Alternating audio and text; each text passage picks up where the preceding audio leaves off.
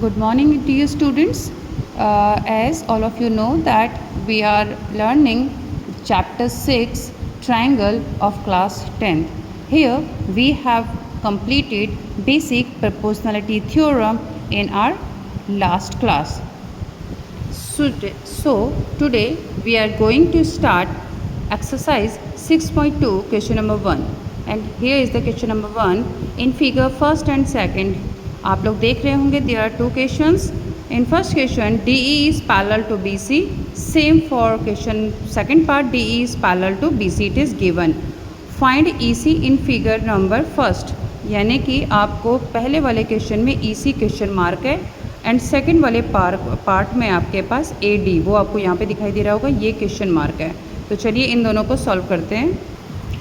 सबसे पहले आपको क्वेश्चन में डायग्राम जरूर ड्रॉ करना है, इस बात का हमेशा ध्यान रखिएगा. डायग्राम ड्रॉ करने के बाद फर्स्ट ऑफ ऑल गिवन जो कि आपको दिया हुआ है DE is parallel to BC and to find यानी कि आपको EC क्वेश्चन मार्क, ये चीज़ें ज़रूर लिख देनी चाहिए. नाउ हम इसको सॉल्व करेंगे. सॉल्व करने के लिए आप सबसे पहले लिखोगे यूजिंग BPT यानी कि बेसिक प्रोपोर्शनलिटी थ्योरम. BPT क्या हमें कहती है? If DE is parallel to BC, if DE is parallel to BC, then AD upon DB is equals to AE upon EC. Then after we will put the values.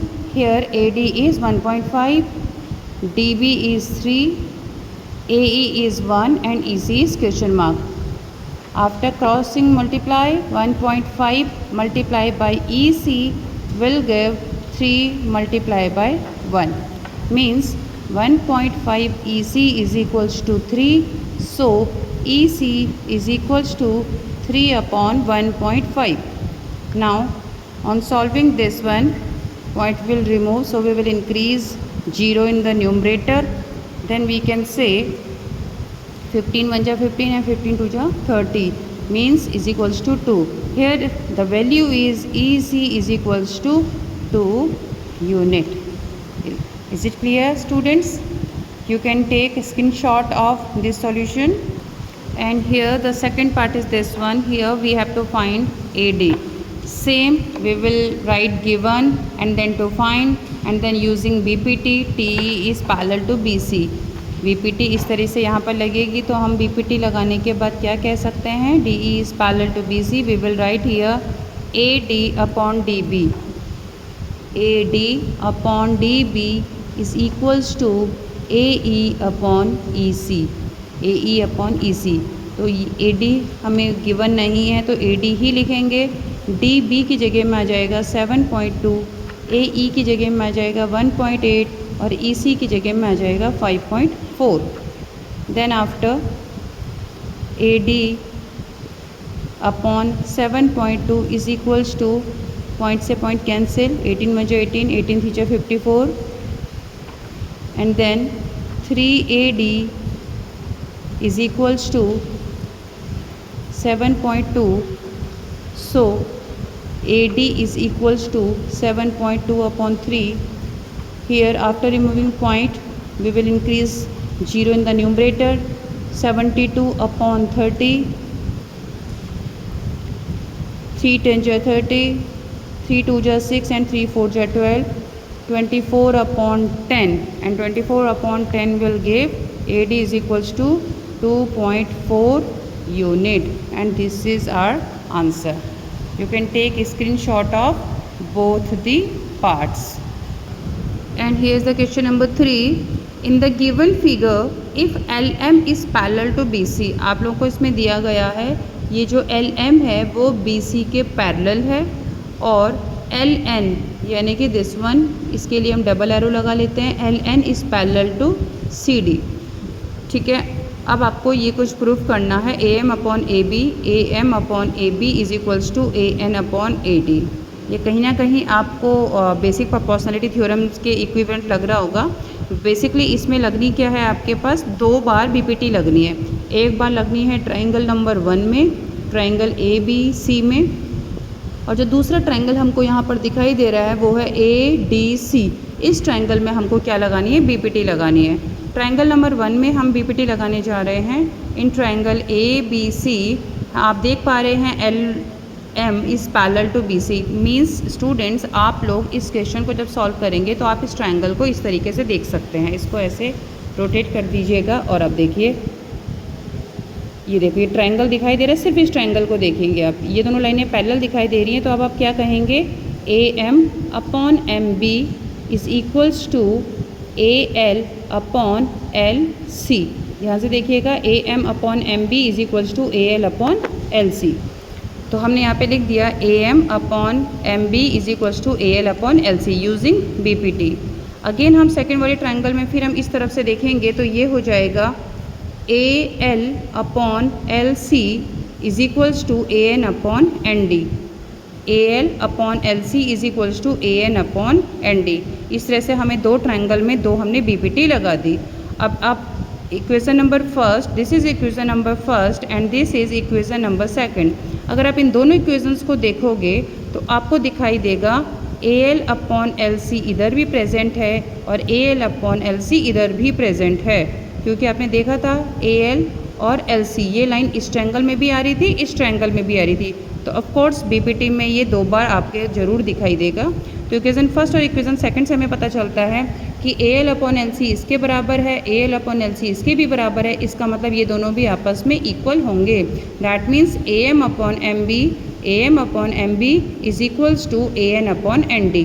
ये देख लीजिए यहाँ पे आ चुका है। फिर आपको करना क्या है, आपको इसको रिवर्स कर देना है, इसका रेसिप्रोकल। रेसिप्रोकल का मतलब होता है न्यूमरेटर को डिनोमिनेटर एंड डिनोमिनेटर को न्यूमरेटर बना दीजिए। AM अपॉन BM को उल्टा कर दिया है, BM अपॉन AM हो चुका है और AN अपॉन ND को रिवर्स करके DN अपॉन AN हो चुका है। रेसिप्रोकल लेने के बाद हम दोनों साइड +1 करेंगे। अब आप कहेंगे मैम ये सब क्यों हो रहा है, +1 क्यों कर रहे हैं, रिवर्स क्यों नहीं कर रहे हैं, ये सब चीज़ें क्यों हो रही है? इसका रीज़न क्या है ना स्टूडेंट्स, आपको जो प्रूव करना है, प्रूव करने में बेसिकली हमारे पास चीज़ें जो आती थी AN अपॉन ND, आधी साइड ऊपर की और रिमेनिंग साइड नीचे की आती थी। लेकिन इस वाले में जो हमें प्रूव करना है AN तो ठीक है, लेकिन जो नीचे वाला डिनोमिनेटर है वो ND ना होते हुए AD है, मतलब पूरी लाइन आ गई है। ऊपर का तो आधा पार्ट है सेम जैसा होता है BPT में, लेकिन नीचे का सेम पार्ट नहीं है। तो नीचे का सेम पार्ट ना होते हुए पूरी लाइन है। तो पूरी लाइन कब आएगी, जब AN और ND आपस में प्लस होंगे। यानी कि इन दोनों पोर्शन को प्लस करना ज़रूरी है। इसलिए हम लोगों को क्या करना पड़ेगा, इसमें रिवर्स लेके +1 बोथ साइड करना पड़ेगा। ठीक है, आप इसको लर्न कर लेंगे। धीरे धीरे प्रैक्टिस के बाद आपको समझ आ जाएगा कहाँ पे रिवर्स करना है, कहाँ पे +1 करना है। अभी हमने रिवर्स किया, दोनों साइड +1 कर दिया। अब इस तरफ देखेंगे 1 को, दिस इज़ फ्रैक्शनल एडिशन, 1 के अपॉन में आप 1 मानते हुए चलेंगे तो AM और 1 का LCM AM आ जाएगा। इधर आ जाएगा आपके पास BM प्लस AM। ठीक है, इधर भी आपके पास 1 का जो डिनोमिनेटर है इसे 1 मानते हुए चलिए तो AN और 1 का जो LCM है वो AN आएगा। AN 1 जा AN, इसलिए ND को 1 से मल्टीप्लाई किया तो DN आ गया। 1 को AN से मल्टीप्लाई करेंगे तो AN आ जाएगा। अब हम ध्यान से देखेंगे BM प्लस AM क्या होता है। यहाँ ऊपर देखेंगे BM प्लस AM हो गया ना, दोनों प्लस, तो क्या बन गया, AB आ चुका है। तो BM प्लस AM करके हमारे पास क्या आ चुका है, AB आ चुका है। अब नेक्स्ट हम लोग देखेंगे इसमें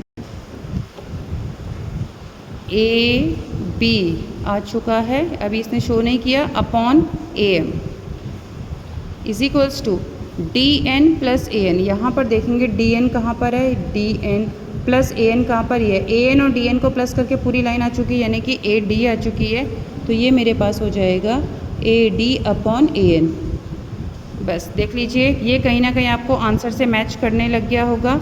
सिर्फ डिफरेंस क्या है, आंसर जो हमसे मांगा गया है उसमें AM ऊपर है और AB नीचे है, इधर भी AN ऊपर और AD नीचे है। अब आपको करना क्या है, बस और कुछ नहीं, इन दोनों की साइड अगेन आप रिवर्स कर दीजिए, रेसिप्रोकल ले लीजिए।